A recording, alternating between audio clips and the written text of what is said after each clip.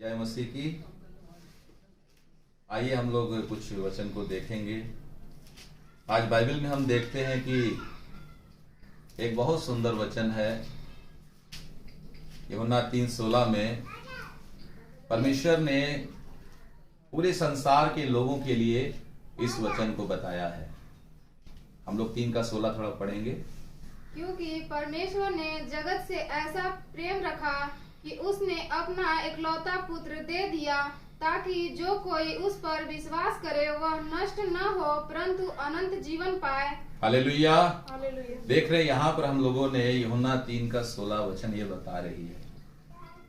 आपने इस वचन को कई बार पढ़ा है। इस वचन में ऐसा नहीं लिखा हुआ कि परमेश्वर ने ईसाइयों से इतना प्रेम किया कि उसने अपना इकलौता पुत्र दे दिया। परमेश्वर कह रहे हैं कि इस वचन के द्वारा कि जगत मतलब होता है संसार, संसार के एक एक लोगों के लिए। बाइबल बता रही है परमेश्वर ने जगत से ऐसा प्रेम रखा कि उसने अपना इकलौता पुत्र दे दिया, ताकि जो कोई उस पर विश्वास करे वो नाश ना हो। परमेश्वर का कहना है कोई भी यीशु के पास आ सकता है। धर्म कौन बनाया? धर्म परमेश्वर ने नहीं बनाया है, पर धर्म जो है धर्म का बनाने वाला इंसान होते हैं। परमेश्वर ने सिर्फ मनुष्य बनाया है। और परमेश्वर का वचन ये कह रहा है कि परमेश्वर ने जगत से इतना ज्यादा प्रेम किया। क्यों प्रेम किया? अपना इकलौता पुत्र को दिया। क्यों दिया? क्योंकि परमेश्वर क्या है? पवित्र है। और उस पवित्र परमेश्वर की महिमा करने के लिए हम लोग योग्य नहीं थे। रोमी 3:23 में लिखा है कि सबने पाप किया है। पढ़ेंगे नहीं?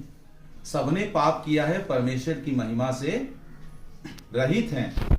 रहित का मतलब हम लोग उसकी महिमा करने के योग्य नहीं हैं। और बाइबल बताती है परमेश्वर अगम्य ज्योति में रहता है, उसी किसी मनुष्य ने देखा है न कभी देख सकता है। वही परमेश्वर ने जो अगम्य ज्योति में रहता है, जिसने सूरज को बनाया, जिसने चांद को बनाया, जिसने नक्षत्र को बनाया है ना, वो अगम्य ज्योति में रहता है। उस परमेश्वर से हम लोग आराधना करने के योग्य नहीं थे। तब परमेश्वर पिता ने एक एक मनुष्य को बचाने के लिए एक योजना बनाई और यीशु मसीह को इस जगत में अपनी आत्मा के द्वारा जन्म देकर धरती पर भेजा, और एक बलिदान के रूप में। क्योंकि यीशु मसीह इतने पवित्र थे, आप लोग जानते हैं, वो पाप से अज्ञात थे। जो पाप से अज्ञात है वही आपको पाप से छुड़ा सकता है, अन्यथा कोई नहीं छुड़ा सकता। और बाइबल बता रही है सबने पाप किया है, तो पाप से आपको आजाद कौन करेगा? एक क्रिमिनल को ठीक नहीं कर सकता। तो यीशु मसीह जो है पवित्र परमेश्वर का पुत्र है।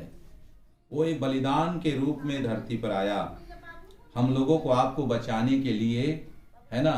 रोमी 5:8 को देखेंगे, वहां पे बहुत सुंदर वचन लिखा हुआ है ना। परमेश्वर की देखिए कितना सुंदर वचन है। पढ़ेंगे उसको। रोमी हम लोग 5:8 आयत को पढ़ेंगे।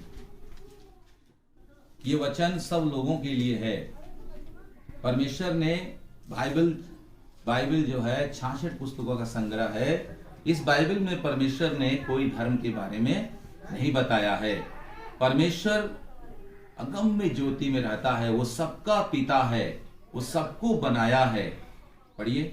परंतु परमेश्वर हम पर अपने प्रेम की भलाई इस रीति से प्रकट करता है कि जब हम पापी ही थे तभी मसीह हमारे लिए मरा। हालेलुया। रुक जाइए। परमेश्वर अपने प्रेम को प्रकट किया किसके द्वारा? यीशु मसीह के द्वारा। हम पापी थे। देखो तुम लोग बच्चों, तुम लोग क्या थे? पापी हो। मैंने अपने पुत्र को इसलिए भेजा, तुम मेरे पुत्र पर क्या करो?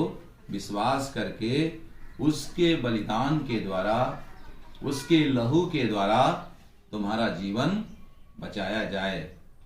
हमारे लिए परमेश्वर पिता ने यीशु मसीह को इस धरती पर इसीलिए भेजा, हर एक के मानव के उद्धार के लिए यीशु मसीह को धरती पर भेजा। यीशु मसीह किसी का धर्म बदलने नहीं आए, वो मानव से प्रेम किए। यीशु मसीह जब 33.5 साल इस दुनिया में थे, जब वो 30 साल की उम्र के हुए, उन्होंने क्या प्रचार किया था? उन्होंने ये कहा, सब लोगों के बीच में जाके उन्होंने किसी धर्म का प्रचार नहीं किया, और उन्होंने यही कहा, अपने अपने पापों से मन फिराओ, क्योंकि स्वर्ग का राज्य निकट आ गया है। यीशु मसीह स्वर्ग का रास्ता दिखाने के लिए मनुष्य को इस धरती पर आया। यीशु मसीह इस दुनिया को, जो पाप में दबे हुए थे, पाप में डूबे हुए थे, पाप की दलदल में फंसे हुए थे, उन सबों को बाहर निकालने के लिए आया।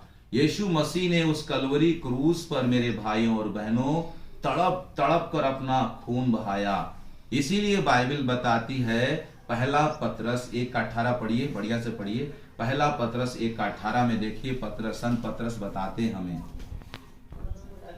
पहला पतरस 1:18, क्योंकि तुम जानते हो कि